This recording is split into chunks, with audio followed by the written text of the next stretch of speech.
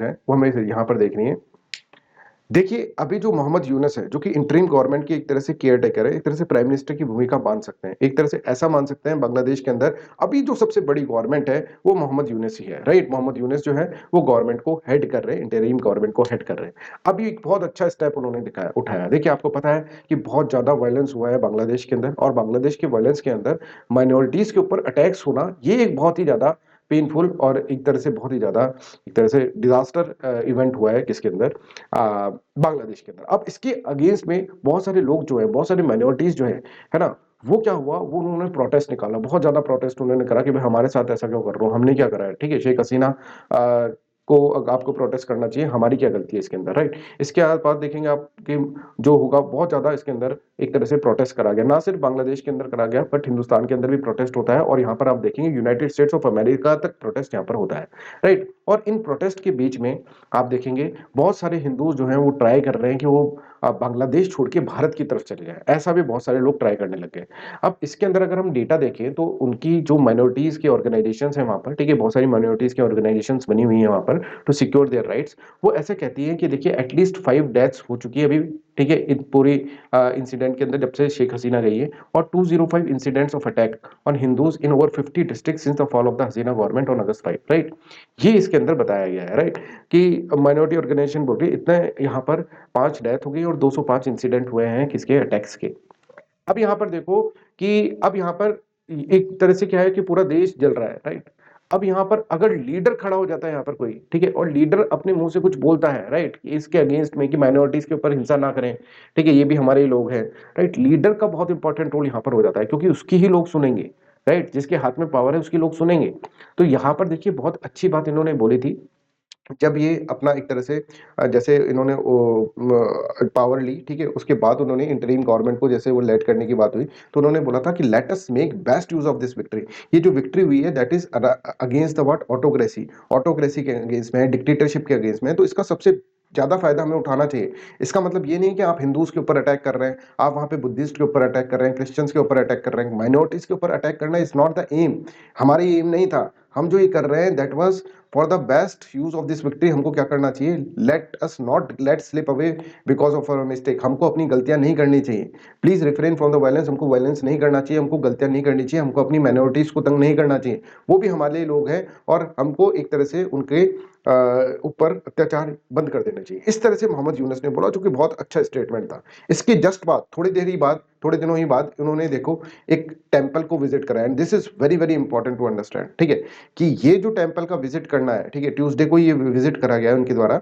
और ये जो टेंपल है that is a very reward temple in the Bangladesh, ठीक है। और ये दकेश्वरी टेंपल है, राइट? दकेश्वरी टेंपल जो है बहुत बांग्लादेश के अंदर बहुत मान्यता है इस टेंपल की। इस टेंपल के अंदर ही चले जाते हैं और टेंपल के अंदर जाकर वहां की जो हिंदू माइनॉरिटीज है उनसे बात करते हैं। तो देखो ये एक बहुत अच्छा स्टेप है, एक बहुत अच्छा गेस्चर है, जिससे कि क्या होगा, अब देखो बिना टेंपल में जाए भी ये बात कर सकते थे बाहर बुलाकर, पर टेंपल में जाना एक तरह से गेस्चर है जिसके अंदर ये बता रहे हैं कि आई एम विद यू, ठीक है। और दूसरे लोग जो वायलेंस कर रहे हैं उनको भी बोल रहे हैं कि देखो भाई टेंपल वेंपल में जाने में कोई दिक्कत नहीं होती, टेंपल को ऐसे तोड़ो मत, ये भी एक सेक्रेट प्लेस है, कुछ कम्युनिटीज की, हिंदू कम्युनिटीज की ये भी एक सेक्रेट प्लेस है।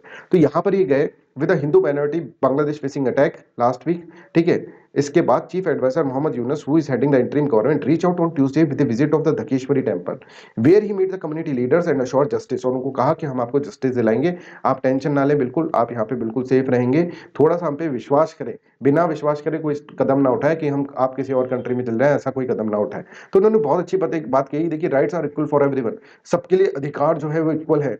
We are all one people with one right. हम सब एक ही लोग हैं, एक ही तरह के अधिकार है सबके, ऐसे नहीं कि माइनॉरिटीज के अलग है, मेजोरिटीज के अलग है, हिंदूज के अलग है, मुस्लिम्स के अलग है, ऐसा नहीं है।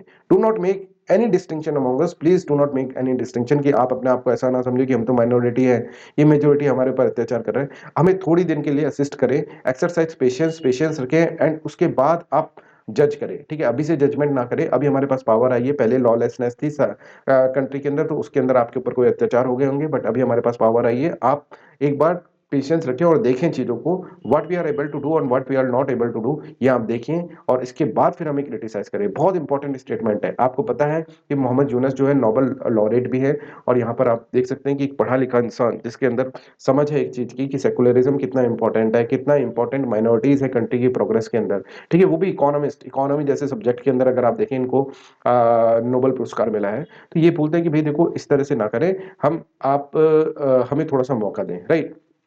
तो इसके बाद ये बोलते हैं इन अवर डेमोक्रेटिक एस्पिरेशन, जो हम डेमोक्रेटिक एस्पिरेशन रखते हैं, तो we should not seen Muslim Hindu Buddhist but as a human being, हमको ऐसे मुस्लिम हिंदू बुद्धिस्ट की तरह ना देख के ह्यूमन बीइंग की तरह देखना चाहिए अपने आप को। Our rights should be ensured, हमारे राइट्स को इंश्योर करना चाहिए। The roots of all the problem, ये सब कुछ हो क्यों रहा है, उन्होंने कहा मोहम्मद यूनस ने, ये ऐसा नहीं है कि लोग खराब है, नहीं, इंस्टीट्यूशन खराब हो चुका है, ठीक है, शेख हसीना की रिजीम के अंदर इंस्टीट्यूशन के ऊपर बहुत ज्यादा प्रेशर था, राइट, ये पूरा इंस्टीट्यूशन का ब्रेकडाउन हो चुका है, राइट, हम वापस से आए, हम वापस से इंस्टीट्यूशनल अरेंजमेंट को फिक्स करेंगे, इस तरह से उन्होंने कहा, टेंपल के अंदर वहां के लोगों को कहा। तो अब यहाँ के लोगों का कहा है तो दूसरे लोग भी उनकी बात सुनेंगे, और बात सुनेंगे तो उसके ऊपर क्या करेंगे, वर्कआउट करेंगे कि हाँ भाई इस तरह से हमको करना चाहिए। We have to establish human rights and freedom of speech, हमको human rights freedom of speech वापस से बनाना पड़ेगा, जो शेख हसीना की गवर्नमेंट के अंदर बिल्कुल खत्म हो चुके थे, ऐसे मोहम्मद यूनस बोलते हैं। तो हमें ये सब चीजें वापस करनी होगी और हमें एक तरह से वापस से कॉन्फिडेंस लाना होगा हमारी माइनॉरिटीज का कि वो बांग्लादेश के अंदर सेफ है, राइट। इसके बाद, इससे पहले अगस्त 8 को जब मोहम्मद यूनस ने प्राइम मिनिस्टर एक तरह से शपथ ली थी, तो प्राइम मिनिस्टर मोदी ने भी उनसे यही प्रार्थना करी थी, यही अर्ज करा था प्राइम मिनिस्टर मोदी ने कि to ensure safety and protection of the Hindus and all other minority communities, ये आप जरूर करें, इस तरह से इसके अंदर बोला था। तो आप देख रहे हैं कि भारत के अंदर भी गवर्नमेंट वॉज एक्टिव कि भाई किसी तरह से हिंदूज के ऊपर अटैक ना हो, माइनॉरिटीज के ऊपर अटैक ना हो, और बांग्लादेश के अंदर भी अब एक्टिवेट हो गई है गवर्नमेंट, तो that is a good news for us, right, for humanity that is a good news. तो while Dhaka is witness some attacks, अब देखो क्या क्या इनसे पूछा गया, वहां पर न्यूज़पेपर वालों ने जाकर पूछा कि भाई आप बताओ कि आप पे अटैक क्यों हो रहा है, आप क्या सोचते हैं कि क्यों अटैक हो रहा है। तो बोल रहे हैं तो कुछ तो क्या है कि फेनेटिक लोग हैं, रिलीजियस फेनेटिक लोग हैं, वो आकर अटैक कर रहे हैं, राइट। कुछ ये भी रीजन है कि पुलिस नहीं थी एक वीक तक, पुलिस गायब थी, और पुलिस गायब थी तो उनके ऊपर आराम से खुली छूट मिल गई, तो जिसको जिसका अपना बदला निकालना था वो अपना बदला निकाल रहा है। जैसे कोई मान लो ऐसा था कि कोई ऐसा चाह रहा है कि भाई मेरा प्रॉपर्टी का इशू था, चलो ये सॉर्ट आउट कर लेते हैं, तो भीड़ लेकर उसके घर चला गया, मार के आ गया, राइट, इस तरह की इंसिडेंट भी यहाँ पर हुई है, ठीक है।